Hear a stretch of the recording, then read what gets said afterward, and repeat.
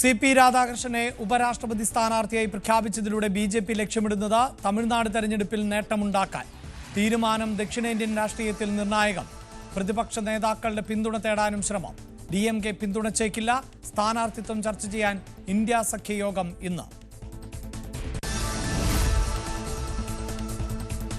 രാഹുൽ ഗാന്ധി നയിക്കുന്ന വോട്ട് അധികാർ യാത്ര ഇന്ന് രണ്ടാം ദിനം. തെരഞ്ഞെടുപ്പ് കമ്മീഷൻ നിലപാടിനോടുള്ള കോൺഗ്രസിന്റെ മറുപടി എന്താകുമെന്നതിൽ ആകാംക്ഷ.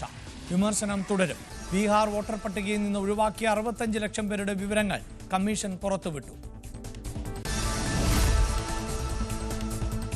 യുദ്ധം അവസാനിപ്പിക്കാനുള്ള ചർച്ചയ്ക്ക് ട്രംപിന്റെ ക്ഷണം സ്വീകരിച്ച യുക്രൈൻ പ്രസിഡന്റ് സെലൻസ്കി ഇന്ന് വൈറ്റ് ഹൌസിൽ. അലാസ്ക കൂടിക്കാഴ്ചയെ റഷ്യൻ പ്രസിഡന്റ് പുടിൻ വെച്ച ഉപാധികൾ സെലൻസ്കിയെ ധരിപ്പിക്കും. ഡോൺബാസ് വിട്ടുകൊടുക്കില്ലെന്ന് ഉറപ്പിച്ച സെലൻസ്കി. യുക്രൈൻ പ്രസിഡന്റ് പിന്തുണയുമായി യൂറോപ്യൻ രാഷ്ട്ര നേതാക്കൾ.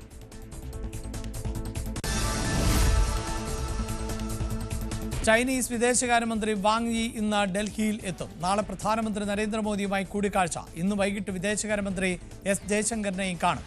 അതിർത്തി പ്രശ്നത്തെക്കുറിച്ചുള്ള പ്രത്യേക പ്രതിനിധികളുടെ യോഗത്തിലും വാങ് യി പങ്കെടുക്കും.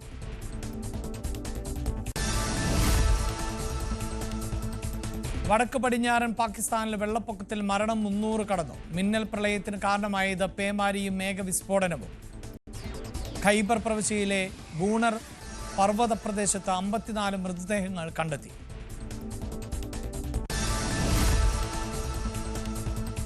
ബഹിരാകാശ യാത്ര കഴിഞ്ഞ് മടങ്ങിയെത്തിയ ശുഭാംശു ശുക്ലയ്ക്കായി ഇന്ന് പാർലമെന്റിൽ ആദരം. ബഹിരാകാശ ദൗത്യത്തെക്കുറിച്ചുള്ള പ്രത്യേക ചർച്ചയും സഭയിൽ. പ്രധാനമന്ത്രിയുമായി കൂടിക്കാഴ്ച നടത്തും.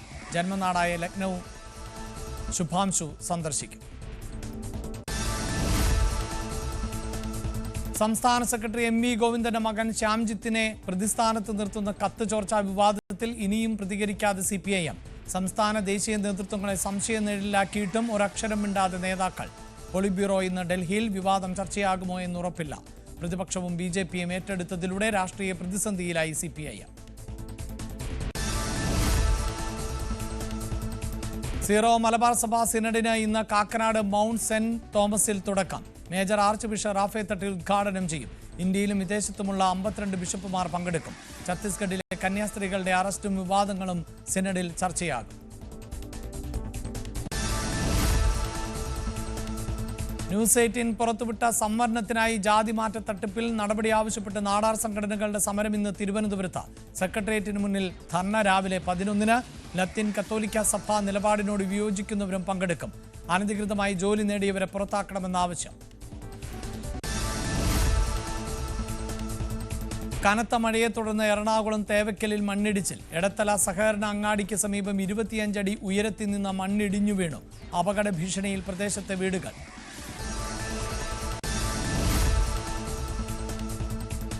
കോഴിക്കോട് എരഞ്ഞിപ്പറമ്പിൽ ജലസംഭരണി ഭാഗികമായി തകർന്നു. ഒരു വശത്തെ കോൺക്രീറ്റ് ഭിത്തി അടർന്നതോടെ ജലസംഭരണിയിലെ വെള്ളം 2 വീടുകളിലേക്ക് കുതിച്ചെത്തി. തകർന്നത് 30 വർഷം പഴക്കമുള്ള ടാങ്ക്.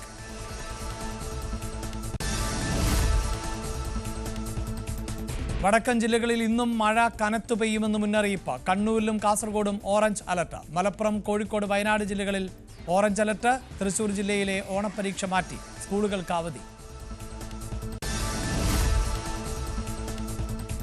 ആലുവയിൽ വൻ ലഹരിവേട്ട. KSRTC ബസ് സ്റ്റാൻഡിന് സമീപത്ത് നിന്ന് 50 ലക്ഷം രൂപ വിലമതിക്കുന്ന 158 ഗ്രാം ഹെറോയിൻ പിടിച്ചെടുത്തു. അസം സ്വദേശി മക്ബൂൽ ഹുസൈൻ എക്സൈസിന്റെ പിടി.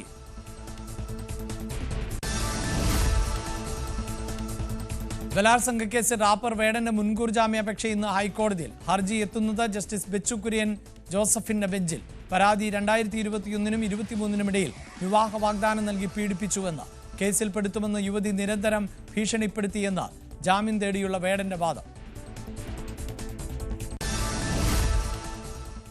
ഉപരാഷ്ട്രപതി തെരഞ്ഞെടുപ്പിൽ NDA സ്ഥാനാർത്ഥി C.P. രാധാകൃഷ്ണന് പിന്തുണ തേടി പ്രതിപക്ഷത്തെ കാണാൻ BJP. പ്രതിപക്ഷവുമായി സംസാരിക്കുമെന്ന് ദേശീയ അധ്യക്ഷൻ JP നദ്ദ വ്യക്തമാക്കിയിരുന്നു. തമിഴ്നാട്ടിൽ നിന്നുള്ള നേതാവിനെ പിന്തുണയ്ക്കുമോ എന്നതിൽ DMK നിലപാട് വ്യക്തമാക്കിയിട്ടില്ല. രാവിലെ ചേരുന്ന യോഗത്തിൽ ഇന്ത്യ സഖ്യം ഉപരാഷ്ട്രപതി സ്ഥാനാർത്ഥിത്വം ചർച്ച ചെയ്യും. വാർത്തയുടെ വിശദാംശങ്ങളുമായി ER രാഗേഷ് ആണ് ചേരുന്നത്. രാഗേഷ്, അപ്രതീക്ഷിതമായ നീക്കമായിരുന്നു BJPയുടെ ഭാഗത്ത് നിന്നുണ്ടായത്. തമിഴ്നാട്ടിൽ നിന്ന് ഒരു ഉപരാഷ്ട്രപതി എന്നത് ഒട്ടേറെ വിമർശനങ്ങൾക്കുള്ള മറുപടി കൂടിയാണിത്. പ്രത്യേകിച്ച് ഹിന്ദി ഹൃദയഭൂമിവാദം ഉന്നയിക്കുന്നവർക്ക് മറുപടിയാകുന്നു തമിഴ്നാട്ടിൽ നിന്നുള്ള ഒരു ഉപരാഷ്ട്രപതി എന്നത്. ഒപ്പം ഇന്ത്യ സഖ്യത്തിനകത്ത് വിള്ളൽ വീഴ്ത്തുന്ന നീക്കമായി അതിനെ വിലയിരുത്തേണ്ടി വരുമല്ലോ, പ്രത്യേകിച്ച് DMK-യുടെ നിലപാട് എന്താകും എന്നത്. അങ്ങനെ വളരെ നിർണായകമായ നീക്കങ്ങളും ചർച്ചകളുമല്ലേ ഇനി തുടരാനുള്ളത്? അഭിലാഷ്, ചില ആലോചനകളുടെ കൂടി അടിസ്ഥാനത്തിലാണ് CP രാധാകൃഷ്ണൻ എന്ന പേരിലേക്ക് ഏതായാലും BJP എത്തിച്ചേർന്നിരിക്കുന്നത്. കാരണം തമിഴ്നാട്ടിൽ നിയമസഭാ തെരഞ്ഞെടുപ്പ് അടുത്ത വർഷം നടക്കാനിരിക്കുന്നു. ഒപ്പം തന്നെ അഭിലാഷ് സൂചിപ്പിച്ച പോലെ തന്നെ ഇന്ത്യ സഖ്യത്തിൽ ഒരു ആശയക്കുഴപ്പം ഉണ്ടാക്കുക എന്നൊക്കെ തന്നെ ഇതിൻ്റെ ലക്ഷ്യങ്ങളാണ്.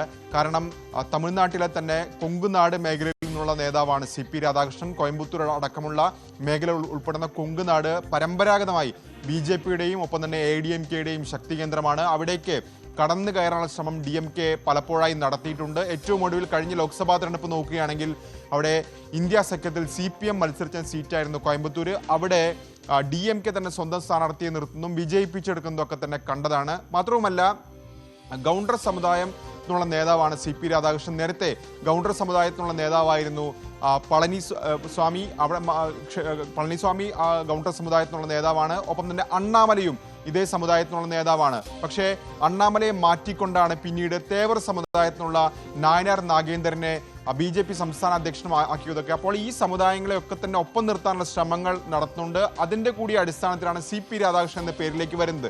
കൂടാതെ 2 തവണ കോയമ്പത്തൂരിൽ നിന്നുള്ള MP ആയിരുന്നു CP രാധാകൃഷ്ണൻ. DMK-യുടെ പിന്തുണയോടുകൂടി 99-ൽ അദ്ദേഹം വിജയിക്കുകയും ചെയ്തിട്ടുണ്ട്.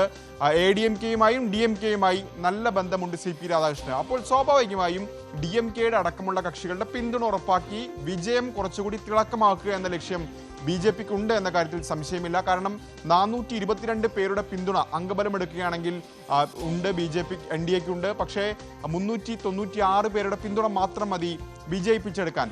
പക്ഷേ അതുകൊണ്ട് തന്നെ കൂടുതൽ ആളുകളുടെ വോട്ട് ഉറപ്പിച്ചുകൊണ്ട് വിജയം കൂടുതൽ തിളക്കമാക്കുക എന്ന ലക്ഷ്യമാണ് BJP-ക്കുള്ളത്. കഴിഞ്ഞ തവണയും നമുക്കിത് കാണാൻ സാധിക്കും. കാരണം ജഗ്ദീപ് ധൻകർ സ്ഥാനാർത്ഥിയായതിനു പിന്നാലെ തൃണമൂൽ കോൺഗ്രസ് പിന്തുണയ്ക്കുന്ന അല്ലെങ്കിൽ വോട്ടെടുപ്പിൽ നിന്ന് വിട്ടുനിൽക്കുന്ന സാഹചര്യത്തിലേക്കൊക്കെ തന്നെ കഴിഞ്ഞ തവണ പോയിരുന്നു. ഏതായാലും പ്രതിപക്ഷവുമായി സംസാരിക്കുമെന്ന് ഇന്നലെ തന്നെ JP നഡ്ഡ വ്യക്തമാക്കിയിരുന്നതാണ്. കാരണം ഏകകണ്ഠമായ ഒരു തെരഞ്ഞെടുപ്പ് സർക്കാർ ആഗ്രഹിക്കുന്നുണ്ട്, BJP ആഗ്രഹിക്കുന്നുണ്ട്. അതിന്റെ ഭാഗമായി ഇപ്പോൾ രാജ്നാഥ് സിംഗ് മല്ലികാർജുൻ ഖാർഗെയുമായി ചർച്ച നടത്തി കഴിഞ്ഞു. സ്റ്റാലിൻ അടക്കമുള്ള നേതാക്കളെയും അമിത്ഷായോ അല്ലെങ്കിൽ രാജ്നാഥ് സിംഗോ വിളിക്കും എന്നാണ് ഇപ്പോൾ BJP നേതാക്കൾ അറിയിച്ചിരിക്കുന്നത്. ഏതായാലും ഇന്ത്യ സഖ്യത്തിന്റെ ഇനിയുള്ള നിലപാട് എന്ത് എന്നുള്ളത് നിർണായകമാണ്. പ്രത്യേകിച്ച് സ്ഥാനാർത്ഥി ഉണ്ടാകുമോ, ഉണ്ടെങ്കിൽ തന്നെ ആര് എന്ന ചോദ്യമാണ് ഉയരുന്നത്. ഇന്ന് ഏതായാലും ഖർഗെയുടെ സാന്നിധ്യത്തിൽ യോഗം ചേരുന്നുണ്ട്. ആ ഉപരാഷ്ട്രപതി സ്ഥാനാർത്ഥിത്വം സംബന്ധിച്ച കാര്യങ്ങൾ ചർച്ച ചെയ്യും. കോൺഗ്രസിന്റെ മനസ്സിൽ ഏതായാലും ചില പേരുകൾ ഉണ്ട് എന്നാണ് ഇപ്പോൾ ലഭിക്കുന്ന വിവരം. അത് ഈ യോഗത്തിൽ ഏതായാലും കോൺഗ്രസ് നേതാക്കൾ ഖർഗെ അടക്കമുള്ള നേതാക്കൾ അറിയിക്കുകയും ചെയ്യും.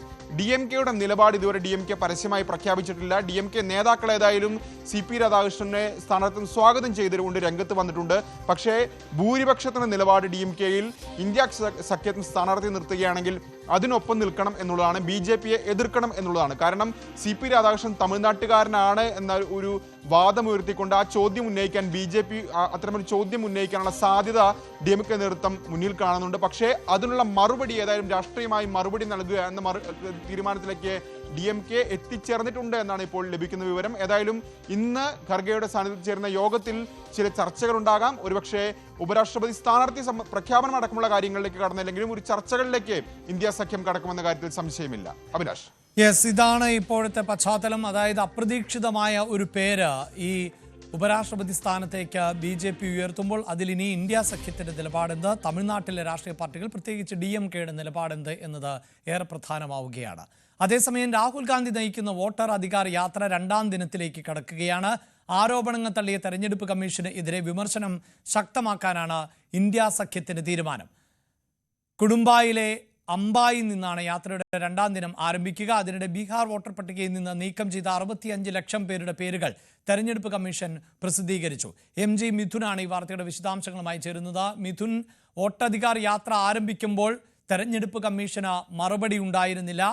ആ യാത്ര ആരംഭിച്ച അതേ ദിവസം തന്നെയാണ് വാർത്താ സമ്മേളനം നടത്തി തെരഞ്ഞെടുപ്പ് കമ്മീഷൻ കാര്യങ്ങൾ വിശദീകരിച്ചത്. പക്ഷേ ആ വിശദീകരണത്തിൽ ഇന്ത്യ സഖ്യമോ കോൺഗ്രസോ തൃപ്തരാണോ? ഇനി ഏത് തരത്തിലായിരിക്കും വിമർശനങ്ങൾ തുടരാൻ പോകുന്നത്?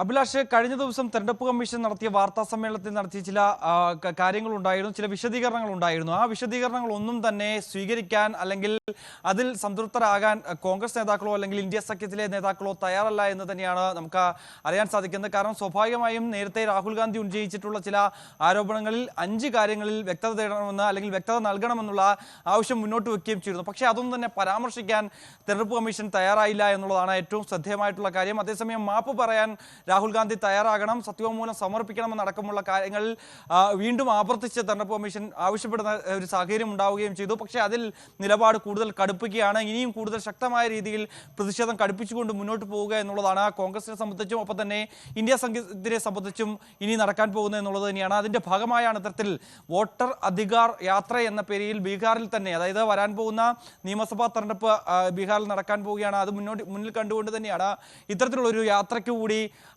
ആഹ്വാനം ചെയ്യുകയും കോൺഗ്രസ് ഇത്തരത്തിൽ അതിന് കോപ്പ് കൂട്ടുകയും ചെയ്തു. തേജസ്വി യാദവ് അടക്കമുള്ള നേതാക്കൾ കഴിഞ്ഞ ദിവസം ഈ ഒരു യാത്ര ആരംഭിക്കുമ്പോൾ ലാലു പ്രസാദ് യാദവും മല്ലികാർജ്ജുൻ ഖാർഗെയും ഒരുമിച്ച് ഈ പതാക ഇരു നേതാക്കൾക്കും കൈമാറുമ്പോഴൊക്കെ 10,000-ങ്ങളായിരുന്നു അവിടെ അണിനിരക്കുകയും ചെയ്തത്. അതുകൊണ്ട് തന്നെ ഒരു വിജയം കൈപ്പിടിയിൽ ഒതുക്കാം, ഈ വിഷയം ഉയർത്തിക്കാണിക്കാൻ സാധിക്കും. ഒപ്പം തന്നെ ജനങ്ങളിലേക്ക് ഇറങ്ങിച്ചെന്നുകൊണ്ട് ഇത് കൃത്യമായി വിശദീകരിച്ച് എങ്കിൽ മാത്രമേ, അല്ലെങ്കിൽ സംഘടനാ തലത്തിൽ കൂടുതൽ മെച്ചപ്പെടുത്തുന്ന തരത്തിലേക്ക് ഈ വിഷയം ആളിക്കത്തിക്കാൻ സാധിച്ചു എങ്കിൽ മാത്രമേ വലിയൊരു വിജയം സ്വന്തമാക്കാൻ ബീഹാറിനെ സംബന്ധിച്ച് സാധിക്കൂ എന്നുള്ളത് നേതാക്കൾക്ക് നന്നായിട്ടറിയാം. ഒപ്പം തന്നെ ഈ ഒരു ഐക്യം സമീപകാലത്തൊന്നും കണ്ടിട്ടില്ലാത്ത തരത്തിലുള്ള ഒരു ഐക്യമാണ് ഇന്ത്യ സഖ്യത്തിൽ ഇപ്പോൾ രൂപപ്പെട്ടിരിക്കുന്നത്. കോൺഗ്രസിനെ സംബന്ധിച്ച് വളരെ ആത്മവിശ്വാസം നൽകുന്നത് തന്നെയാണ് അത്തരത്തിൽ രാഹുൽ ഗാന്ധി ഉന്നയിച്ചിട്ടുള്ള ഈ ആരോപണം. അത് ഇന്ത്യ സഖ്യത്തെ തന്നെ കൂടുതൽ ഐക്യത്തോടെ മുന്നോട്ട് കൊണ്ടുപോകാൻ സാധിക്കുന്നു എന്നുള്ള വിലയിരുത്തലുണ്ട്. അത് ഇനിയുള്ള നാളുകളിൽ, അതായത് പ്രത്യേകിച്ച് ബീഹാർ തെരഞ്ഞെടുപ്പ് അടുത്തിരിക്കുന്ന സാഹചര്യത്തിൽ അപ്പോഴെങ്കിലും വരെ ഈ ഒരു വിഷയം ആളിക്കത്തിക്കാൻ തന്നെയാണ്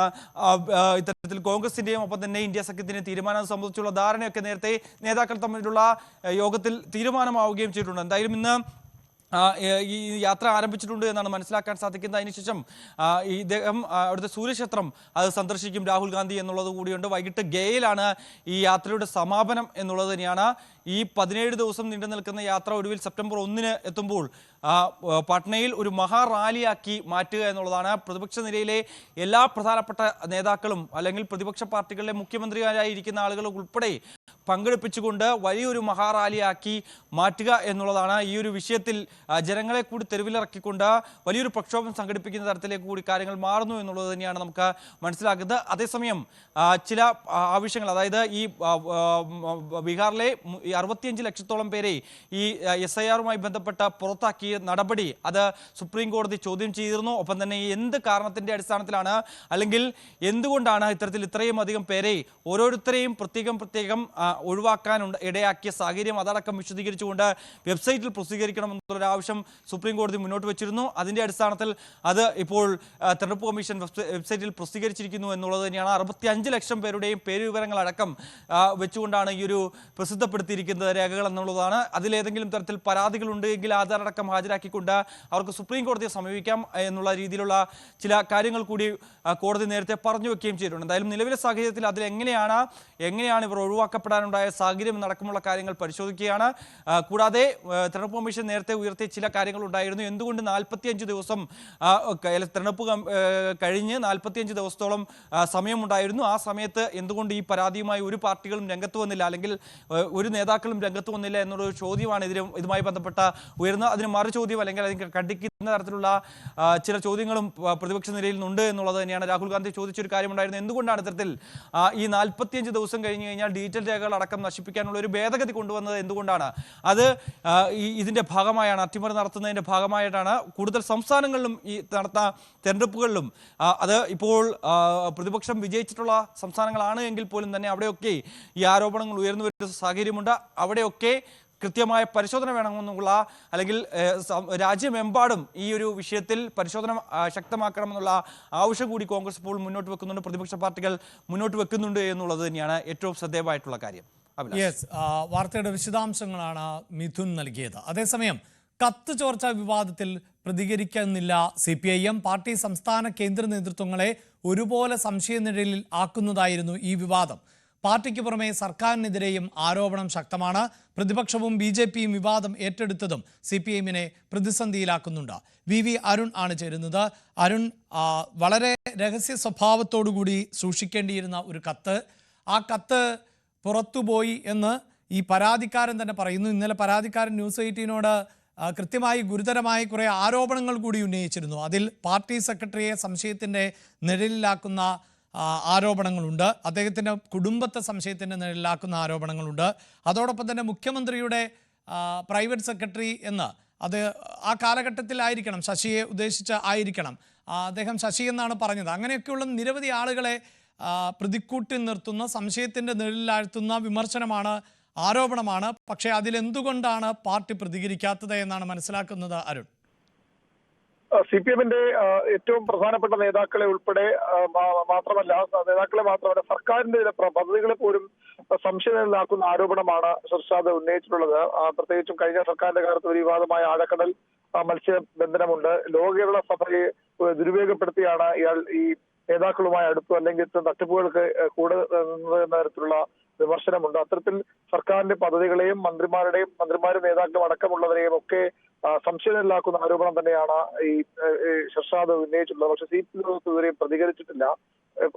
സംസ്ഥാനത്തെ ഏറ്റവും പ്രധാനപ്പെട്ട നേതാവ് സംസ്ഥാന സെക്രട്ടറിക്ക് തന്നെയാണ് ആരോപണം ഉയർന്നതാണ് ഏറ്റവും ഗൗരവമുള്ള കാര്യം. അപ്പോഴും നേതൃത്വം പ്രതികരിക്കാൻ തയ്യാറായിട്ടില്ല. CPIഎമ്മിന്റെ പൊളിറ്റ് ബ്യൂറോ യോഗത്തിനായി MP ഗോവിന്ദൻ അടക്കമുള്ളവർ ഇപ്പോൾ ഉള്ളത് ഡൽഹിയിലാണ്. അവിടെ ഒരുപക്ഷെ പ്രതികരണം ഉണ്ടായേക്കാം. പൊളിറ്റ് ബ്യൂറോ യോഗം ഇന്ന് ആരംഭിക്കുന്നുമുണ്ട്. പൊളിറ്റ് ബ്യൂറോയും ഇത് ഒരുപക്ഷെ ചർച്ച ചെയ്യാനുള്ള സാധ്യത തള്ളിക്കളയാനാകില്ല. കാരണം പൊളിറ്റ് ബ്യൂറോയ്ക്ക് കേന്ദ്ര കമ്മിറ്റിക്ക് നൽകിയ കത്ത്, ആദ്യം പൊളിറ്റ് ബ്യൂറോ അംഗത്തിന് നൽകിയ കത്ത്, പിന്നീട് കേന്ദ്ര കമ്മിറ്റിക്ക് നൽകിയ കത്തും അതുപോലെ പാർട്ടി ജനറൽ സെക്രട്ടറിയുടെ കത്തുമൊക്കെയാണ് ചോർന്നിരിക്കുന്നത്. അക്കാര്യത്തിൽ പൊളിറ്റ് ബ്യൂറോയുടെ നിലപാട് നിർണായകമാകും. ഏതായാലും വലിയൊരു പ്രതിസന്ധി CPIഎം നേരിടുന്നുണ്ട് എന്നുള്ളത് വസ്തുതയാണ്. കാരണം പാർട്ടിക്കുള്ളിൽ നിന്ന് തന്നെയാണ് ഈ ആരോപണങ്ങൾ പുറത്തു പോകുന്നത്, അല്ലെങ്കിൽ പാർട്ടിക്ക് നൽകിയ കത്ത് തന്നെയാണ് പുറത്തു പോയത്. അതുകൊണ്ട് തന്നെ അതെങ്ങനെ പ്രതിരോധിക്കുന്ന കാര്യത്തിൽ വ്യക്തത ഉണ്ടായിട്ടില്ല. ഒരുപക്ഷെ പൊളിറ്റ് ബ്യൂറോയിലെ ചർച്ചകൾക്ക് ശേഷമാകാം CPIഎമ്മിന്റെ ഔദ്യോഗിക പ്രതികരണം ഈ വിഷയത്തിലുണ്ടാവുക.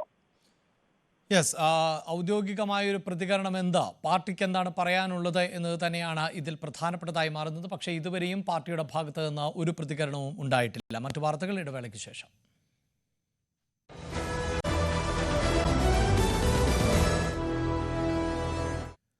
കേരളത്തിൽ മഴ തുടരുകയാണ്. കണ്ണൂർ, കാസർഗോഡ് ജില്ലകളിലാണ് ഓറഞ്ച് അലർട്ട് പ്രഖ്യാപിച്ചിട്ടുള്ളത്. മലപ്പുറം, കോഴിക്കോട്, വയനാട് ജില്ലകളിൽ യെല്ലോ അലർട്ടാണ്. സംസ്ഥാനത്തെ 9 ഡാമുകളിൽ റെഡ് അലർട്ട് പ്രഖ്യാപിച്ചിട്ടുണ്ട്.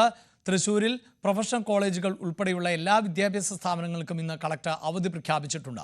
CBSE, ICSE, കേന്ദ്രീയ വിദ്യാലയങ്ങൾ, അംഗനവാടികൾ, മദ്രസകൾ, ട്യൂഷൻ സെന്ററുകൾ ഉൾപ്പെടെയുള്ള വിദ്യാഭ്യാസ സ്ഥാപനങ്ങൾക്കും ഈ അവധി ബാധകമാണ്. ഒപ്പം ഓണപ്പരീക്ഷയും മാറ്റിവെച്ചിട്ടുണ്ട്. തീയതി പിന്നീട് അറിയിക്കും. കനത്ത മഴയിൽ എറണാകുളം തേവയ്ക്കൽ എടത്തല സഹകരണ അങ്ങാടിക്ക് സമീപം മണ്ണിടിച്ചിൽ ഉണ്ടായി. 25 അടിയോളം ഉയരത്തിൽ നിന്നാണ് മണ്ണിടിഞ്ഞ് വീണത്. മണ്ണിടിഞ്ഞതോടെ എടത്തല സ്വദേശി മാർട്ടിൻ്റെ വീട് ഏത് നിമിഷവും നിലം പൊത്താവുന്ന അവസ്ഥയിലാണ്. ഡാനി പോളാണ് വാർത്തയുടെ വിശദാംശങ്ങളുമായി ചേരുന്നത്. ഡാനി, മഴനാശം ഇപ്പോഴും തുടർന്നുകൊണ്ടേ ഇരിക്കുന്നു. ഇവിടെ വലിയ മണ്ണിടിച്ചിലാണ് ഉണ്ടായിട്ടുള്ളത്. എന്താണ് വിവരങ്ങൾ?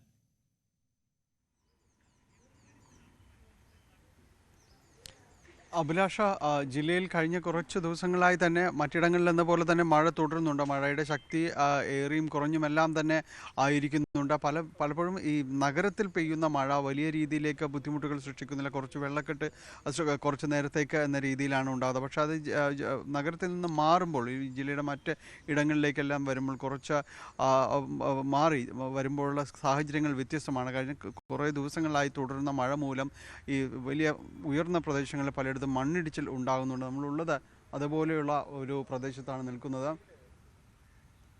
ഇവിടെ ഈ എടത്തല ഭാഗത്തേക്ക് വരുമ്പോൾ ഇവിടെ പലതും തന്നെ ഈ ഉയർന്ന ഭൂമി കൂടുതലുള്ളതാണ്. പ്രത്യേകിച്ച് മണ്ണെടുക്കുന്ന പ്രദേശങ്ങളൊക്കെയാണ് നേരത്തെ. ഇപ്പോഴിവിടെ ഈ അത്ര കണ്ട കൂടുതലായിട്ട് മണ്ണെടുപ്പില്ല. നേരത്തെ എല്ലാം തന്നെ വളരെ കൂടുതൽ മണ്ണെടുത്ത സ്ഥലങ്ങളാണ് ഇവിടെ പലയിടങ്ങളിലും ഉള്ളത്. അപ്പോൾ ഈ ബാക്കി വന്ന് നിൽക്കുന്ന സ്ഥലങ്ങളുണ്ട്, അതായത് ഇപ്പോഴും ഉയർന്ന ഈ ഒരു സാഹചര്യങ്ങളുള്ള സ്ഥലങ്ങൾ, അവിടെയാണ് ഇപ്പോൾ മണ്ണിടിയുന്ന സാഹചര്യങ്ങൾ വളരെ കൂടുതലായിട്ടുള്ളത്. നേരത്തെയും നമ്മൾ ഇവിടെ ഈ തേവക്കൽ ഈ ഭാഗങ്ങളിലെല്ലാം തന്നെ മണ്ണിടിച്ചിൽ റിപ്പോർട്ട് ചെയ്തിട്ടുണ്ട്. അതിൽ ഇപ്പോഴത്തെ ഏറ്റവും പുതിയ സംഭവമാണ് കഴിഞ്ഞ കുറേ ദിവസങ്ങളായി പെയ്യുന്ന മഴ മൂലം ആണ് ഇവിടെ ഈ മണ്ണിടിച്ചിൽ ഉണ്ടായിരിക്കുന്നത്. ഏതാണ്ട് 25 അടിയോളം താഴ്ചയൊക്കെ ഇവിടേക്ക് മണ്ണ് ഇടിഞ്ഞിട്ടുണ്ട്. നമുക്ക് കാണാം ചുറ്റുപാടും ഉള്ള വീടുകൾ, ഏതാണ്ട് 10ഓളം വീടുകൾ മുകൾ ഭാഗത്തുണ്ട്. അതിൻ്റെ എല്ലാം തന്നെ നിലനിൽപ്പിനെ ആശങ്കപ്പെടുത്തുന്ന രീതിയിലാണ് ഇപ്പോൾ മണ്ണിടിച്ചിൽ തുടങ്ങിയത്. ഈ കാണുന്നത് നമ്മൾ നേരത്തെ പരാമർശിച്ച മാർട്ടിൻ എന്നയാളുടെ വീടാണ്. ആ വീടിൻ്റെ ഒരു ഭാഗം ഏതാണ്ട് പൂർണ്ണമായും അപകടത്തിൽപ്പെടുന്ന സ്ഥിതിയിൽ തന്നെയാണ്. ഇനി മണ്ണ് ഇടിഞ്ഞാൽ ആ വീടിൻ്റെ ഒരു സ്ഥിതി നമുക്ക് എന്താകുമെന്ന് ഊഹിക്കാവുന്നതേ ഉള്ളൂ. ഏതായാലും പൂർണ്ണമായും ഒരു ഭാഗത്ത് നിന്ന് മതിലടക്കം ഈ സാഹചര്യത്തിൽ സംരക്ഷണ ഭിത്തി അടക്കം ഇടിഞ്ഞ് താഴേക്ക് വന്നിട്ടുണ്ട്. ഈ ഭാഗത്ത് ഇപ്പോഴും മണ്ണിടിച്ചിൽ ഭീഷണി നിലനിൽക്കുകയും ചെയ്യുന്നുണ്ട്. ഇവിടേക്ക് ഈ ചുറ്റുപാടും നേരത്തെ ഇവിടെ നിന്ന് മണ്ണ് ധാരാളമായിട്ട് എടുത്തിരുന്ന ഒരു പ്രദേശമാണ്, ഇവിടെ മണ്ണെടുത്തിരുന്ന ഒരു സ്ഥലമാണ്. അവിടെയാണ് പിന്നീട് കൂടുതൽ പാർപ്പിട സംശയങ്ങളും കാര്യങ്ങളും എല്ലാം തന്നെ ഉണ്ടായത്, പലയിടങ്ങളിലും എന്ന പോലെ ഉണ്ടായത്. ചുറ്റുപാടും ഇതുപോലെ തന്നെ വീടും പരിസരവും എല്ലാം തന്നെയാണ് ഉള്ളത്. ഈ മേഖലയിൽ പലയിടങ്ങളിലും മണ്ണിടിച്ചിൽ ഭീഷണി നിലനിൽക്കുന്നു എന്ന് തന്നെയാണ് പറയുന്നത്. ഇവിടെ മാർട്ടിനുണ്ട്. അദ്ദേഹം കഴിഞ്ഞ 2 ദിവസങ്ങളായി വലിയ ആശങ്കയിലായിരുന്നു മണ്ണ് ഇടിയുമോ എന്നുള്ളത്. കഴിഞ്ഞ രാത്രിയാണ് മണ്ണിടിച്ചിൽ അതിൻ്റെ ഒരു രൂക്ഷതയിലേക്ക് വന്നത്. ആ സമയത്ത് വീട്ടിൽ ആളുണ്ടായിരുന്നു? എങ്ങനെയായിരുന്നു? ആളുണ്ടായിരുന്നു. ഞങ്ങൾ എഴുന്നേക്കുന്ന സമയത്താണ് ഒരു 5:30യോടുകൂടി ആദ്യം ഇടിഞ്ഞത്. അതിനുശേഷം ഒരു 12 മണിയായപ്പോൾ ഭീമക്ക് വീണ്. അതിനുശേഷം ഇന്നലെ രാത്രി കുറച്ച് മണ്ണ് കൂടി ഇടിഞ്ഞ് ഇപ്പോൾ ഒരു അപകടാവസ്ഥയിലാണ്. എന്താണ് പറഞ്ഞിരിക്കുന്നത് ഇവര്? ഇപ്പം ഇന്നലെ പഞ്ചായത്തിൽ നിന്ന് മെമ്പർ വന്നിട്ടുണ്ടായിരുന്നു, ഇടത്തല പഞ്ചായത്തിൽ. പിന്നെ വില്ലേജ് ഓഫീസിൽ നിന്ന് വിളിച്ചിട്ടുണ്ടായിരുന്നു. ഇന്ന് വരാമെന്ന് പറഞ്ഞിട്ടുണ്ട്. വന്നിട്ടില്ല, വരാമെന്ന് പറഞ്ഞിട്ടുണ്ട്. വേറെ ഒന്നും പറഞ്ഞിട്ടില്ല. എത്ര വീടുകളുണ്ട് മുകളിൽ ഇപ്പോൾ ഒരു 5-6 വീട് മൊത്തത്തിലുണ്ട്. ഇപ്പം ഞങ്ങളുടെ ഇവിടെ അടുത്ത് തന്നെ അടുപ്പിച്ച് 3 വീടുണ്ട്. അല്ല ഇടിച്ചിലുണ്ട്, അവിടെ കേട്ട് ഇടിച്ചിലുണ്ട്. അങ്ങനെ ഇരിക്കണത്. എന്താണ് ചെയ്യാൻ പോകുന്നത് അങ്ങനെ ഒന്നും പറഞ്ഞിട്ടില്ല. പഞ്ചായത്തുമായി ബന്ധപ്പെട്ട മുൻ മെമ്പറാണ്. എന്താണ് ഈ മേഖലയിൽ മണ്ണിടിച്ചിൽ നേരത്തെ ഉണ്ടായിരുന്നു. നമ്മുടെ ഈ കൈലാസിൽ 12ാം വാർഡിൽ എല്ലായിടത്തും മണ്ണിടിച്ചിലുണ്ട്. അപ്പോൾ ഞങ്ങൾ തഹസിൽദാരെ അറിയിച്ചിട്ടുണ്ട്, വില്ലേജിൽ അറിയിച്ചിട്ടുണ്ട്, മറ്റേ പഞ്ചായത്തിനെ അറിയിച്ചിട്ടുണ്ട്. സ്വകാര്യ വ്യക്തിയുടെ ഭൂമിയാണ്, അവരെ വിളിച്ച് ഇപ്പോൾ സംസാരിച്ചുകൊണ്ടിരിക്കുകയാണ്. എങ്ങനെയും പെട്ടെന്ന് പരിഹാരം ഉണ്ടാക്കാനുള്ള നടപടി സ്വീകരിക്കണമെന്ന് ആവശ്യപ്പെട്ടിട്ടുണ്ട്. എന്തായാലും നടപടികൾ പെട്ടെന്ന് വേണമെന്നുള്ള ആവശ്യങ്ങളെല്ലാം തന്നെ ഉന്നയിച്ചിട്ടുണ്ട്. ആ വീട് ഇത് ചുറ്റുപാടോ ആ ഭാഗത്തേക്കെല്ലാം തന്നെ പോകുമ്പോൾ പല വീടുകളുടെ ഒരു അവസ്ഥ ഇത് തന്നെയാണ്. കാരണം അടിയന്തരമായൊരു നടപടി സ്വീകരിച്ചില്ല എങ്കിൽ വീടുകളിലെല്ലാം തന്നെ ഒരു തീർത്തും അപകടത്തിലേക്ക് വരുന്ന സാഹചര്യത്തിൽ തന്നെ തുടരുകയാണ്. മഴയും അതുപോലെ നമുക്ക് ഈ സാഹചര്യം അറിയാം, മഴ തുടരുകയാണ്. അത് വലിയ രീതിയിലൊരു ആശങ്ക ഉണ്ടാക്കുന്നുണ്ട്. നേരത്തെ പറഞ്ഞതുപോലെ നഗര കേന്ദ്രീകൃതമായല്ല, അതിനിപ്പുറത്തേക്ക് വരുമ്പോൾ കിഴക്കൻ മേഖലയിലേക്കെല്ലാം തന്നെ വരുമ്പോൾ മഴ ആശങ്കപ്പെടുത്തുന്ന ഒരു സാഹചര്യം തന്നെയാണ് നിലനിൽക്കുന്നത്. തീർച്ചയായും അവിടെ ഡാനി സൂചിപ്പിക്കുന്ന പോലെ അങ്ങേറ്റം അപകടകരമാകുന്ന സാഹചര്യമാണുള്ളത്. കൂടുതൽ മേഖലകൾ ഇങ്ങനെ അപകട ഭീഷണി നേരിടുന്നുണ്ടോ? ഇതിപ്പോൾ അപ്രതീക്ഷിതമായിട്ടായിരുന്നു ഇതിനു മുമ്പ് ഇങ്ങനെയൊന്ന് പ്രതീക്ഷിച്ചതാണോ? കാരണം സ്വാഭാവികമായും വീടുകളൊക്കെ വെക്കുമ്പോൾ ഏറ്റവും സുരക്ഷിതമായ ഇടത്താണല്ലോ വീടുകൾ വെക്കുക. അതും അങ്ങനെ ഒരു പുതിയ വീടായി നമുക്ക് അതിനെ കണക്കാക്കാനും സാധിക്കില്ലല്ലോ.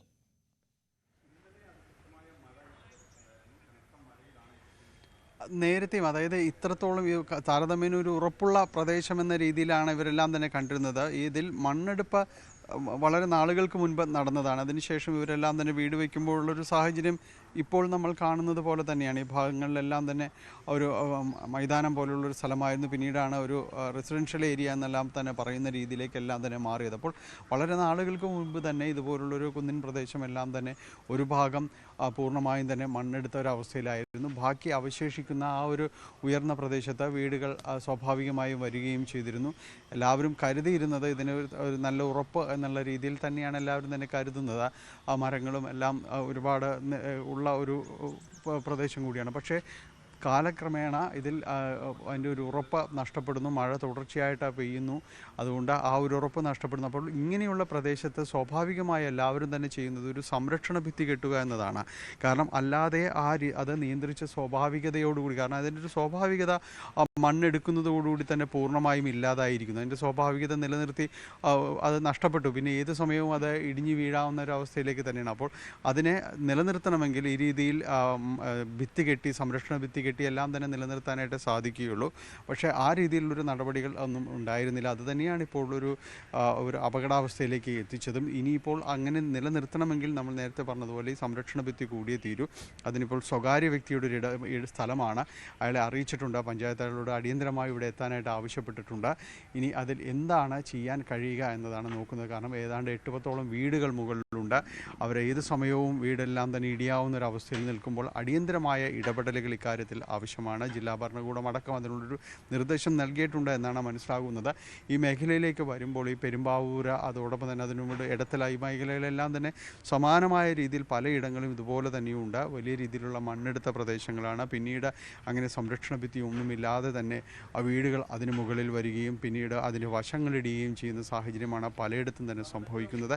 കാര്യങ്ങളിലെല്ലാം തന്നെ നല്ല രീതിയിലുള്ള നിരീക്ഷണവും ഇപ്പോഴെല്ലാം നിയമങ്ങൾ കർശനമാക്കുന്നുണ്ടെങ്കിൽ കൂടിയും നേരത്തെ ഉണ്ടായിരുന്നൊരു സാഹചര്യങ്ങൾ അത് മുതലെടുത്തുകൊണ്ട് തന്നെയാണ് പലരും മണ്ണെടുപ്പും കാര്യങ്ങളും എല്ലാം നടത്തിയത്. അതിൻ്റെ ദുരിതം ഇപ്പോഴാണ് അനുഭവിക്കുന്നത്.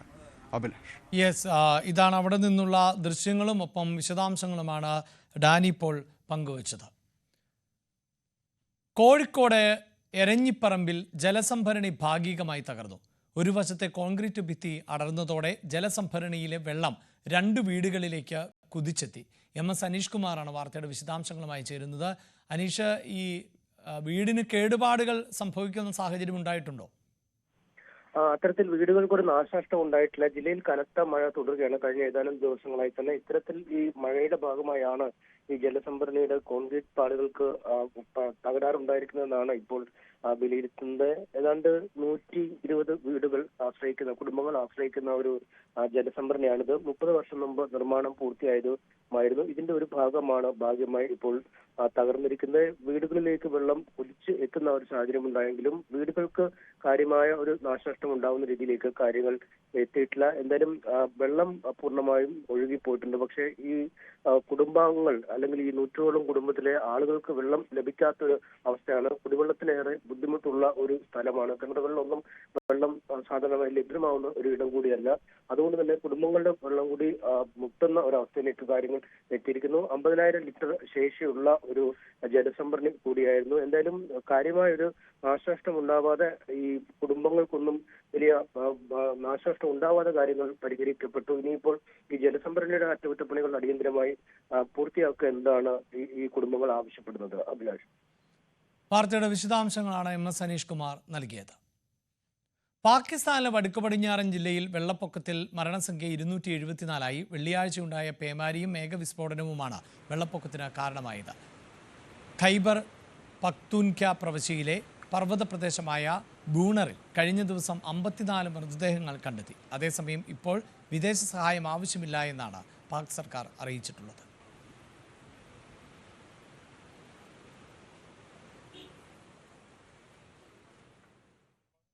മൂന്ന് ദിവസത്തെ ഇന്ത്യ സന്ദർശനത്തിനായി ചൈനീസ് വിദേശകാര്യമന്ത്രി വാങ് യി ഇന്ന് ഡൽഹിയിൽ എത്തും. നാളെ പ്രധാനമന്ത്രി നരേന്ദ്രമോദിയുമായി കൂടിക്കാഴ്ച നടത്തും. വൈകുന്നേരം 4:15 ഡൽഹിയിലെത്തുന്ന വാങ് യി ഹൈദരാബാദ് ഹൗസിൽ വിദേശകാര്യമന്ത്രി S ജയശങ്കറുമായി കൂടിക്കാഴ്ച നടത്തും.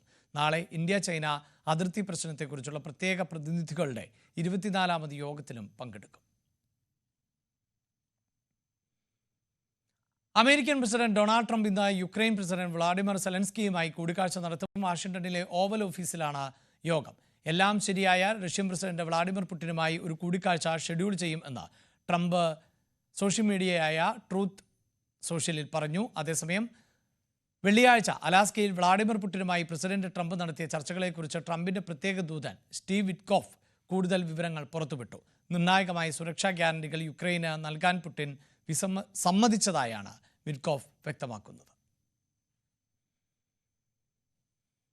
സംവരണം നേടിയെടുക്കാനുള്ള ജാതിമാറ്റ തട്ടിപ്പിന് എതിരെ നാടാർ സംഘടനകളുടെ സംയുക്ത സമരവേദി ഇന്ന് സെക്രട്ടേറിയറ്റിന് മുന്നിൽ ധർണ നടത്തും. രാവിലെ 11 മണിക്ക് KNMS സംസ്ഥാന president doctor J Lawrence dharna ഉദ്ഘാടനം ചെയ്യും. VSDP chairman Vishnupuram Chandrasekharan, NSF general secretary Chowara Sunil Nadar, ലത്തീൻ കത്തോലിക്ക രൂപത നേതൃത്വത്തിന്റെ നിലപാടിൽ എതിർപ്പുള്ള സമുദായ അംഗങ്ങളുടെ പ്രതിനിധികൾ തുടങ്ങിയവർ പങ്കെടുക്കും. ബിഷപ്പ് ഹൗസിൽ നിന്നുള്ള സാക്ഷ്യപത്രത്തിന്റെ ബലത്തിൽ മറ്റ് ജാതികളിൽ ഉള്ള നിരവധി പേർ ലത്തീൻ സമുദായ സർട്ടിഫിക്കറ്റ് സ്വന്തമാക്കി ആനുകൂല്യങ്ങൾ നേടിയെടുക്കുന്നത് സംബന്ധിച്ച വാർത്ത ന്യൂസ് 18 തെളിവ് സഹിതം പുറത്തുവിട്ടിരുന്നു. വിഷയത്തിൽ സർക്കാർ ഇടപെടണമെന്നും അനധികൃതമായി ഉദ്യോഗം നേടിയവരെ കണ്ടെത്തി പുറത്താക്കണമെന്നുമാണ് സംഘടനകളുടെ ആവശ്യം. സീറോ മലബാർ സഭ സിനഡിന് ഇന്ന് തുടക്കമാകും. സഭയുടെ ആസ്ഥാന കാര്യാലയമായ കാക്കനാട് മൗണ്ട് സെന്റ് തോമസിൽ മേജർ ആർച്ച് ബിഷപ്പ് മാർ അഫീൽ തട്ടിൽ സിനഡ് ഉദ്ഘാടനം ചെയ്യും. ഇന്ത്യയിലും വിദേശത്തുമായി സേവനം ചെയ്യുന്നവരും അജപാലന ശുശ്രൂഷയിൽ നിന്ന് വിരമിച്ചവരുമായ 52 മെത്രാന്മാരാണ് സമ്മേളനത്തിൽ പങ്കെടുക്കുക. സിനഡ് 29-ന് സമാപിക്കും. ഛത്തീസ്ഗഡിൽ കന്യാസ്ത്രീകളുടെ അറസ്റ്റ്, മിഷണറിമാർക്കെതിരെയുള്ള കയ്യേറ്റം, ആർച്ച് ബിഷപ്പ് ജോസഫ് പാംബ്ലാനിക്കെതിരെ CPIM നേതൃത്വം നടത്തിയ അധിക്ഷേപം എന്നിവയെല്ലാം ചർച്ചയായേക്കും. അവസാന ദിവസങ്ങളിലെ പൊതുചർച്ചയിലാണ് ഈ വിഷയങ്ങൾ സിനഡിൽ എത്തുക.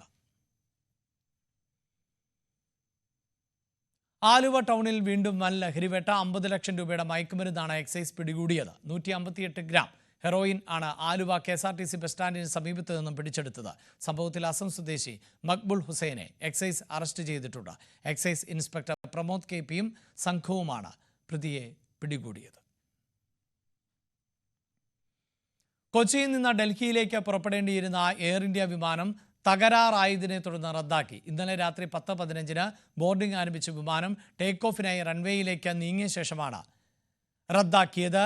AI-504 എന്ന വിമാനമാണ് റദ്ദാക്കിയത്. വിമാനത്തിന് അസ്വാഭാവികതയുണ്ട് എന്നും യാത്രക്കാരായ ഹൈബി ഈഡൻ MP-യാണ് ഇത് സംബന്ധിച്ച് ആദ്യം ഫേസ്ബുക്കിൽ കുറിച്ചത്. എഞ്ചിൻ തകരാറാണ് കാര്യമെന്ന് എയർ ഇന്ത്യ അധികൃതർ പിന്നീട് അറിയിച്ചു. യാത്രക്കാരെ മറ്റൊരു വിമാനത്തിൽ ഡൽഹിയിൽ എത്തിച്ചു.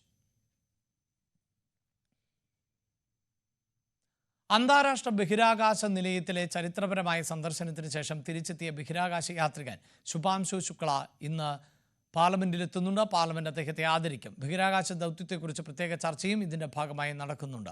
ശേഷം പ്രധാനമന്ത്രി നരേന്ദ്രമോദിയുമായി ശുഭാംശു കൂടിക്കാഴ്ച നടത്തും. ഇന്നലെ പുലർച്ചെ ഡൽഹിയിലെത്തിയ ശുഭാംശു ശുക്ലയെ കേന്ദ്രമന്ത്രി ജിതേന്ദ്ര സിംഗ്, ഡൽഹി മുഖ്യമന്ത്രി Rekha Gupta, ISRO chairman V Narayanan എന്നിവർ ചേർന്നാണ് സ്വീകരിച്ചത്. അട്ടപ്പാടിയിൽ 130.4 കിലോ ചന്ദനവുമായി 3 പേർ പിടിയിലായി. താവളം കണ്ടിയൂർ സ്വദേശി വിജയകുമാർ, മുക്കാലി സ്വദേശി സനീഷ്, ജെല്ലിപ്പാറ സ്വദേശി ജോമോൻ എന്നിവരാണ് വനംവകുപ്പിന്റെ പിടിയിലായത്. അഗളി കിലയിൽ നിന്ന് ചന്ദനം മുറിച്ചു കടത്താൻ ശ്രമിക്കവെയാണ് ഇവരെ പിടികൂടിയത്. കോതമംഗലം കുട്ടമ്പുഴയിൽ ജീപ്പിന് നേരെ കാട്ടാനക്കൂട്ടം പാഞ്ഞെടുത്തു. ഇന്നലെ വൈകിട്ട് പന്തപ്ര കൂട്ടിക്കുളം പാലത്തിന് സമീപത്ത് വെച്ചാണ് സംഭവം. ജനപ്രതിനിധികളും ബന്ധുക്കളും അടക്കം സഞ്ചരിച്ച ജീപ്പിന് നേരെയായിരുന്നു കാട്ടാനക്കൂട്ടം പാഞ്ഞെടുത്തത്.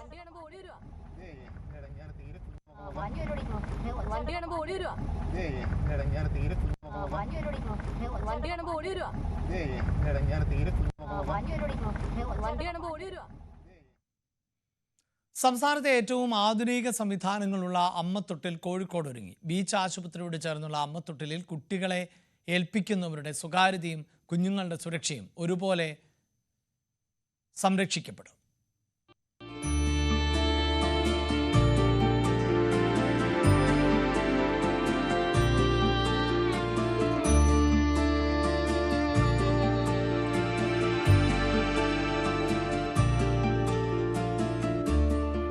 വാതിൽ തുറന്ന് കുഞ്ഞിനെ അമ്മത്തൊട്ടിൽ കിടത്തി പുറത്തിറങ്ങിയാലുടൻ കതക് സ്വയം അടയും.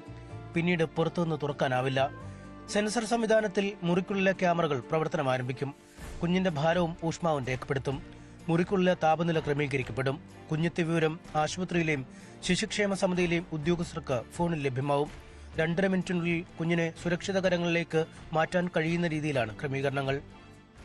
ഇവിടെ കുട്ടിയുമായിട്ട് കയറി നമ്മൾ സ്വിച്ച് നിൽക്കുമ്പോഴത്തേക്ക് ഡോർ ഓപ്പൺ ചെയ്യും. ആ ഡോർ ഓപ്പൺ ചെയ്യുമ്പോഴത്തേക്ക് ഒരു തൊട്ടിലുണ്ട്. ആ തൊട്ടിലിൻ്റെ അകത്തോട്ട് കുട്ടിയെ പ്ലേസ് ചെയ്യുന്നു. ഈ വെക്കുന്ന ഒരാളുടെയും ഐഡൻറ്റിറ്റി ഇതിൻ്റെ അകത്ത് പുറത്തു പോവില്ല. വെച്ച് കഴിഞ്ഞ് ക്ലോസ് ചെയ്യുമ്പോഴത്തേക്ക് ആ മൊമെൻറ്റിൽ തന്നെ ഒരു ഫോട്ടോ ജനറേറ്റ് ചെയ്യും, കുട്ടിയുടെ വെയിറ്റ് അനലൈസ് ചെയ്യും, ടെമ്പറേച്ചർ അനലൈസ് ചെയ്യും. ഇതിൻ്റെ നോട്ടിഫിക്കേഷൻസ് കംപ്ലീറ്റ് നമുക്കിവിടെ ഇവിടുത്തെ കോഴിക്കോട് ഹോസ്പിറ്റലിൻ്റെ മെഡിക്കൽ സൂപ്രണ്ടൻറ്റ്, അത് ഇവിടുത്തെ നഴ്സിംഗ് ഹെഡ്, നമ്മുടെ കളക്ടർ, ജില്ലാ കളക്ടർ, പിന്നെ ശിശുക്ഷേമ വകുപ്പ്, ഇവർക്കെല്ലാവർക്കും ഇതിൻ്റെ നോട്ടിഫിക്കേഷൻസ് പോകും. സോ ഈ ഹോസ്പിറ്റലിനോടും കൂടി ചേർന്നായതുകൊണ്ട് ഹോപ്പ്ഫുള്ളി വിത്തിൻ 5 to 10 മിനിറ്റ്സിനുള്ളിൽ തന്നെ ആള് വന്ന് ബാക്ക് ഡോർ ത്രൂ, ഫ്രണ്ട് ഡോറും അല്ല ബാക്ക് ഡോർ ത്രൂ എടുത്ത് കുട്ടീനെ അപ്പം തന്നെ സേഫ് ആക്കുക, കസ്റ്റഡിയിൽ കൊണ്ടുപോവുക എന്നുള്ളതാണ് ഇതിൻ്റെ ഒരു പ്രോസസ്സ് എന്ന് പറയുന്നത്. അമ്മത്തൊട്ടിലെത്തുന്ന കുട്ടികളുടെ സുരക്ഷയടക്കമുള്ള കാര്യങ്ങളിൽ പലപ്പോഴും ആശങ്കകൾ ഉയർന്നിരുന്നു. ഇക്കാര്യങ്ങളടക്കം പരിഗണിച്ചാണ് പുതിയ രൂപകൽപ്പന. ശിശുപരിചരണ കേന്ദ്രത്തിലെ ഉത്തരവാദിത്തപ്പെട്ട ചുമതലപ്പെട്ട ആളുകൾ, ഹോസ്പിറ്റലിലെ സൂപ്രണ്ട് അടക്കം ചുമതലപ്പെട്ടവർ, അവർക്കെല്ലാം തന്നെ മൊബൈൽ ആപ്ലിക്കേഷനിൽ പ്രത്യേകമായിട്ടുള്ള റിങ് പോകും. അപ്പോൾ സ്വാഭാവിക ഒരു സംശയം തോന്നും, സാധാരണ ഒരു റിങ്ങോ മെസ്സേജോ ആയിരിക്കുമെന്നാണ്. നമ്മുടെ മൊബൈലിലേക്ക് എങ്ങനെയാണോ കോൾ വരുന്നത് അതുപോലുള്ള പ്രത്യേകമായിട്ടുള്ള അലാറമായിരിക്കും. അപ്പോൾ സ്വാഭാവികം ഈ അലാറം കേൾക്കുമ്പോൾ ഈ ആപ്ലിക്കേഷൻ ഉപയോഗിക്കുന്ന ആളുകൾക്കെല്ലാം കൃത്യമായി അറിയാൻ പറ്റും കോഴിക്കോട് അമ്മത്തൊട്ടിൽ കുഞ്ഞെത്തിയിട്ടുണ്ട് എന്ന് നമുക്കറിയാൻ സാധിക്കും. 32 ലക്ഷമാണ് അമ്മത്തൊട്ടിലിന്റെ നിർമ്മാണ ചെലവ്. മന്ത്രി PA മുഹമ്മദ് റിയാസ് ഉദ്ഘാടനം നിർവഹിച്ചു. ന്യൂസ് 18 കോഴിക്കോട്. റാപ്പർ വേടനെതിരെ കൂടുതൽ ലൈംഗിക പീഡന പരാതി. 2 യുവതികൾ മുഖ്യമന്ത്രിക്ക് പരാതി നൽകി. മുഖ്യമന്ത്രിയെ നേരിട്ട് കണ്ട് പരാതി ബോധിപ്പിക്കാൻ സമയം തേടി. 2020-21 കാലഘട്ടത്തിലാണ് അതിക്രമം എന്നാണ് പരാതി. അതേസമയം ബലാത്സംഗ കേസ് റാപ്പർ വേടന്റെ മുൻകൂർ ജാമ്യാപേക്ഷ ഹൈക്കോടതി ഇന്ന് പരിഗണിക്കും. ഡാനി പോളാണ് വാർത്തയുടെ വിശദാംശങ്ങളുമായി ചേരുന്നത്. ഡാനി, നിലവിലൊരു പരാതിയുണ്ട്. ആ പരാതിയുടെ അടിസ്ഥാനത്തിൽ ആണിപ്പോൾ മുൻകൂർ ജാമ്യത്തിന് ശ്രമിക്കുന്നത്. ഇതിനു പുറമെയാണോ ഇപ്പോൾ 2 യുവതികൾ കൂടി രംഗത്തെത്തിയിട്ടുള്ളത്?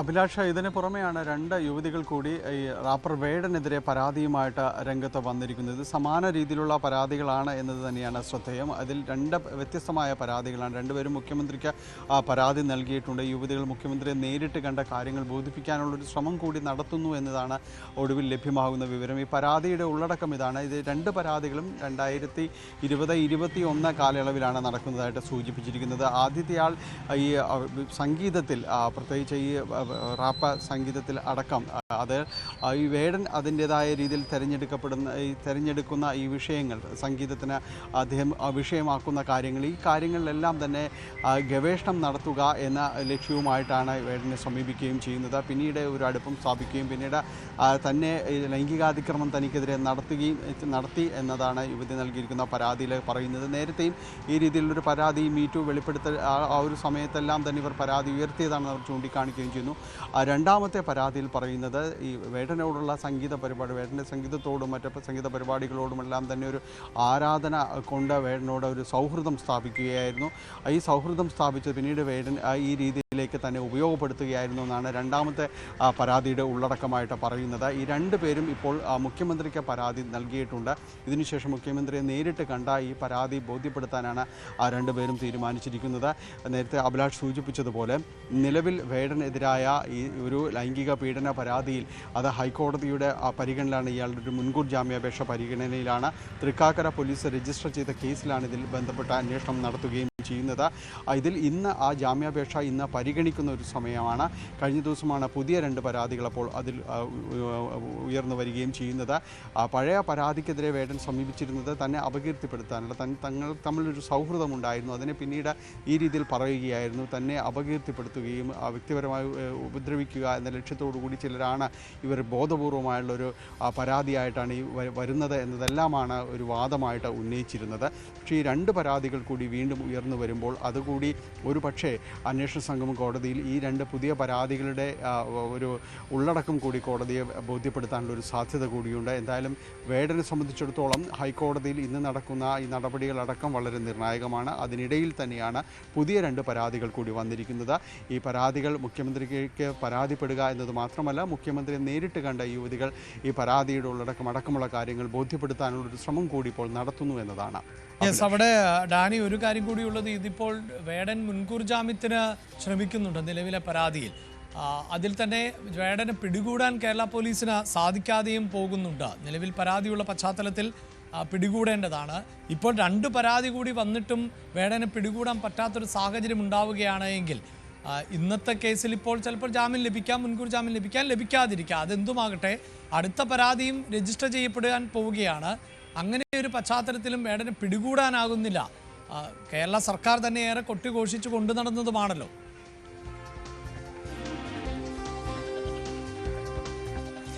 അഭിലാഷ്, അത് തന്നെയാണ്. കാരണം ഈ പരാതി ഉയർന്ന സാഹചര്യത്തിൽ അത് വേടനെ ഒളിവിൽ പോകാനുള്ളൊരു സൗകര്യം പോലീസ് ചെയ്തു കൊടുത്തു എന്ന ആക്ഷേപങ്ങളെല്ലാം തന്നെ നിലനിൽക്കുന്നുണ്ട്. അതിനിടയിൽ വേടന് വേണ്ടിയുള്ള അന്വേഷണം തങ്ങൾ വലിയ രീതിയിലേക്ക് മാറ്റിയെന്ന് പോലീസ് പറയുകയും ചെയ്യുന്നു. ലുക്കൗട്ട് നോട്ടീസ് പുറപ്പെടുവിക്കുകയും ചെയ്യുന്നു. പക്ഷേ ഈ നടപടികളേക്ക് ഒന്നും തന്നെ വേടനിലേക്കുള്ളൊരു അന്വേഷണം എത്തുന്നില്ല.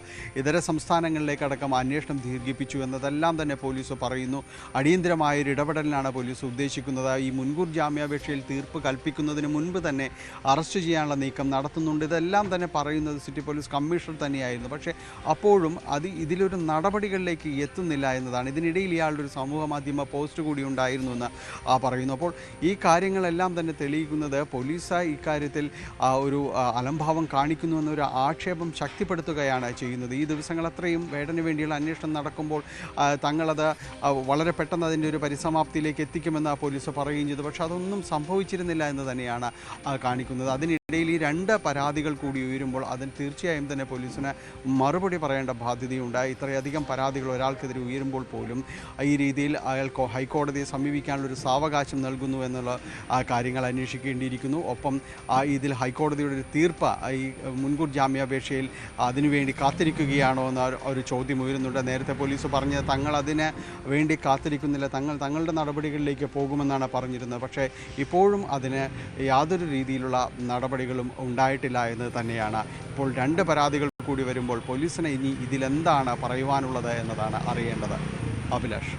യെസ്, വാർത്തയുടെ വിശദാംശങ്ങൾ നൽകിയത് ഡാനി പോൾ. തിരുവനന്തപുരം പൂജപ്പുരയിൽ ജയിൽ വകുപ്പ് നടത്തുന്ന ഭക്ഷണശാലയിൽ മോഷണം, പണം നഷ്ടപ്പെട്ടു. ഇന്ന് രാവിലെയാണ് മോഷണ വിവരം ശ്രദ്ധയിൽപ്പെട്ടത്. പൂജപ്പുര പോലീസ് അന്വേഷണം ആരംഭിച്ചിട്ടുണ്ട്. വി അരുണാണ് ചേരുന്നത്. അരുൺ, എത്ര രൂപയാണ് മോഷണം പോയത് എന്നതിൽ വ്യക്തതയുണ്ടോ? എന്താണ് മറ്റു വിവരങ്ങൾ?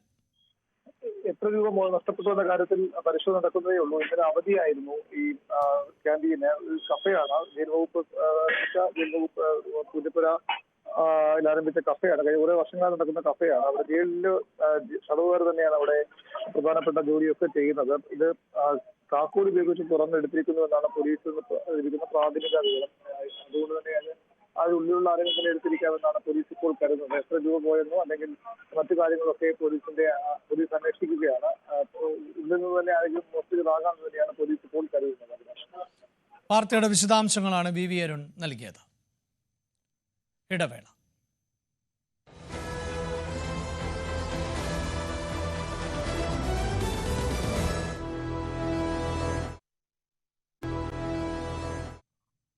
ഓണത്തെ വരവേൽക്കാൻ ചെണ്ടുമല്ലിപ്പാടം ഒരുക്കി പിരപ്പൻകോട് ഗ്രാമം. തിരുവനന്തപുരം ജില്ലയിലെ മുതാക്കൽ ഗ്രാമപഞ്ചായത്തിലെ പിരപ്പൻകോട് പാടശേഖരത്താണ് ചെണ്ടുമല്ലിയും വാടാമല്ലിയും വർണ്ണവൈവിധ്യങ്ങൾ വിരിയിച്ച് പൂത്തുലഞ്ഞു നിൽക്കുന്നത്. 2 പതിറ്റാണ്ടിലധികം തരിശു കിടന്ന പാടങ്ങൾ പൂർണ്ണമായും നെൽകൃഷിയിലേക്ക് തിരിച്ചുകൊണ്ടുവന്ന് ശ്രദ്ധ നേടിയ പിരപ്പമൻകാട് പുഷ്പകൃഷിയിലും പുതിയ മാതൃക തീർക്കുകയാണ്. വയലിന്റെ കരയിലുള്ള 1.5 ഏക്കർ പറമ്പിൽ വസന്തം വിരിച്ചുകൊണ്ടാണ് പിരപ്പൻകാട് പുതിയ ചരിത്രമെഴുതാൻ ഒരുങ്ങുന്നത്.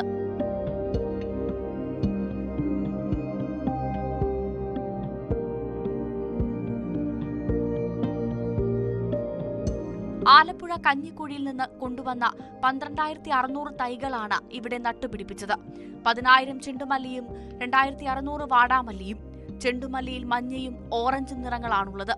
വാടാമല്ലിയിൽ വെള്ള, ചുവപ്പ്, റോസ്, മജന്ത എന്നിങ്ങനെ 4 നിറങ്ങളിലെ പൂക്കളുണ്ട്. ചെടികൾ നനയ്ക്കാൻ റെയിൻ ഹൌസ് എന്ന പുതിയ രീതി പരീക്ഷിച്ചു.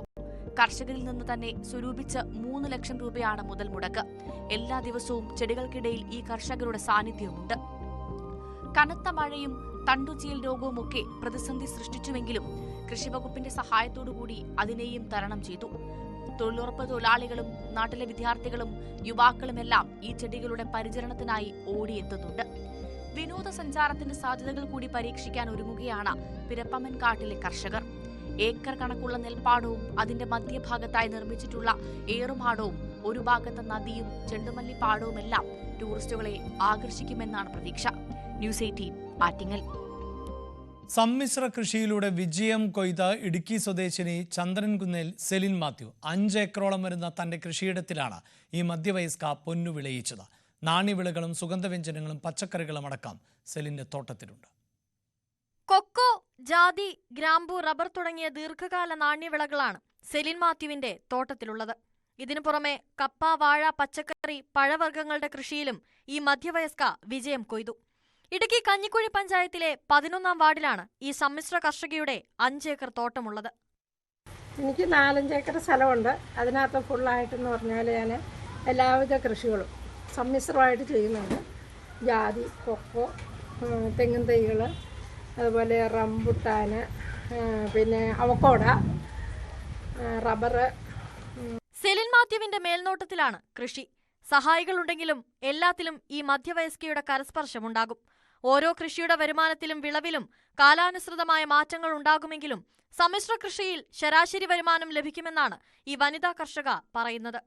അതേസമയം കഞ്ഞിക്കുഴി പഞ്ചായത്തിൽ തന്നെ അറിയപ്പെടുന്ന വനിതാ കർഷകയായിട്ട് പോലും പഞ്ചായത്തും കൃഷിവകുപ്പും കർഷക ദിനത്തിൽ വേണ്ട പരിഗണന നൽകിയില്ലെന്ന പരാതിയും സെലിൻ മാത്യുവിനുണ്ട്. ന്യൂസ് 18 ഇടുക്കി. ഇടുക്കിക്ക് എന്നും ചേരുന്ന വിശേഷണമാണ് വിനോദസഞ്ചാരികളുടെ പറുദീസ എന്നത്. ഇടുക്കിയിലെ ഹൈറേഞ്ചിൽ മാത്രമല്ല മറ്റിടങ്ങളിലും സഞ്ചാരികളെ കാത്തിരിക്കുന്നത് മനോഹരമായ കാഴ്ചകളാണ്. അത്തരത്തിലെ ഒരു പ്രദേശം പരിചയപ്പെടുത്തുകയാണ് ന്യൂസ് 18. ഇടുക്കി ജില്ലയുടെ ലോ റേഞ്ച് മേഖലയിൽ ഒളിഞ്ഞു കിടക്കുന്നത് ടൂറിസം വികസനത്തിന്റെ വലിയ സാധ്യതകളാണ്. തൊടുപുഴയ്ക്ക് സമീപത്തെ ഒരു ചെറിയ സ്ഥലമാണ് പറമ്പാട്ടുമല. തൊടുപുഴയിൽ നിന്ന് 10 കിലോമീറ്റർ അകലെ മാത്രം കലയന്താനിക്ക് സമീപ പ്രദേശം.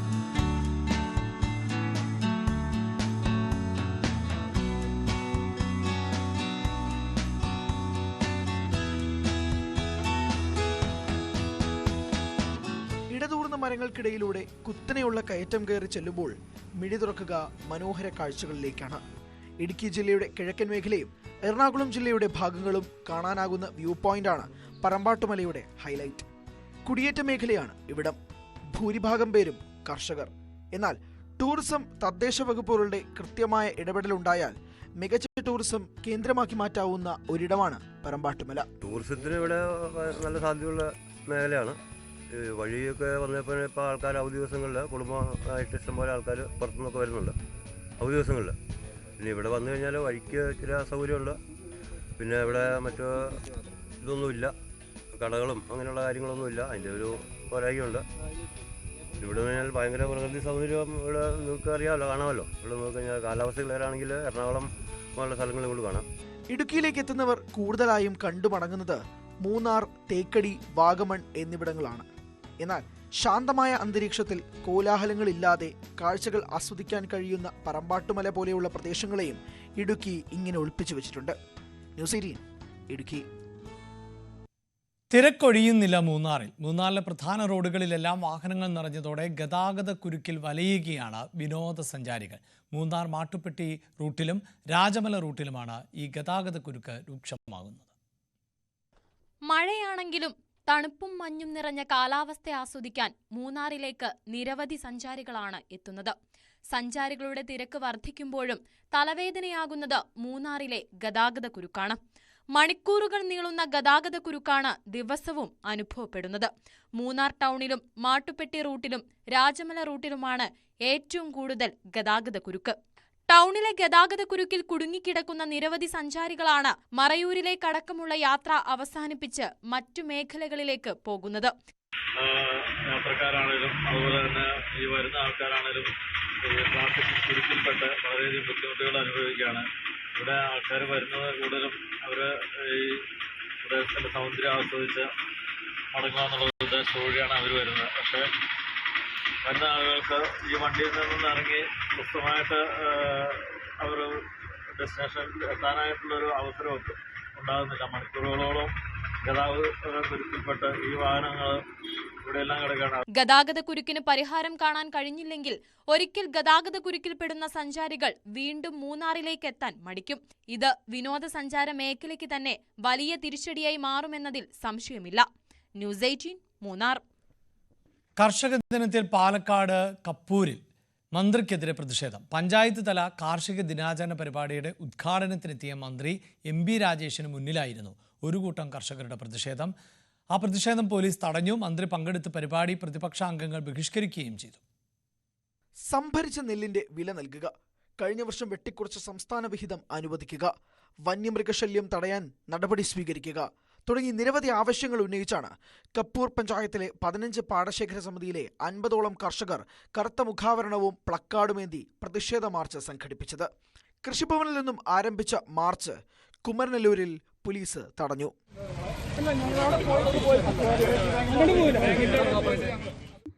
ഞങ്ങള് പ്ലക്കാർഡ് പിടിക്കാൻ തീരുമാനിച്ചിട്ടില്ല, കറുത്ത മാസ്ക് ധരിക്കാൻ തീരുമാനിച്ചിട്ടില്ല, ഇങ്ങനെ പ്രതിഷേധ പരിപാടിയായിട്ട് ഞങ്ങൾ വരാൻ തീരുമാനിച്ചിട്ടില്ല.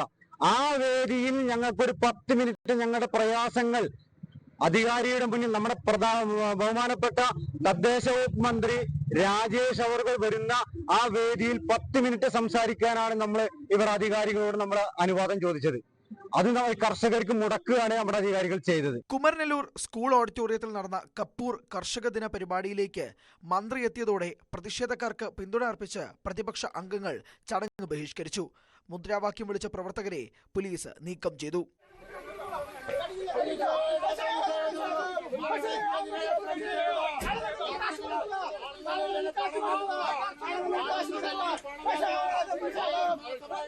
വസ്തുത മറച്ചുവെച്ചുള്ള പ്രതിഷേധത്തിന് പിന്നിൽ രാഷ്ട്രീയമുണ്ടെന്ന് മന്ത്രി ആരോപിച്ചു. കേന്ദ്ര ഗവൺമെന്റിൽ നിന്ന് 1200 കോടി കിട്ടാൻ കുടിശ്ശികയായിട്ടും വലിയ കാലതാമസമില്ലാതെ ബാങ്കിൽ നിന്ന് സർക്കാർ വായ്പ എടുത്ത് കർഷകർക്ക് ബാങ്കിന് കൊടുക്കുകയാണ്.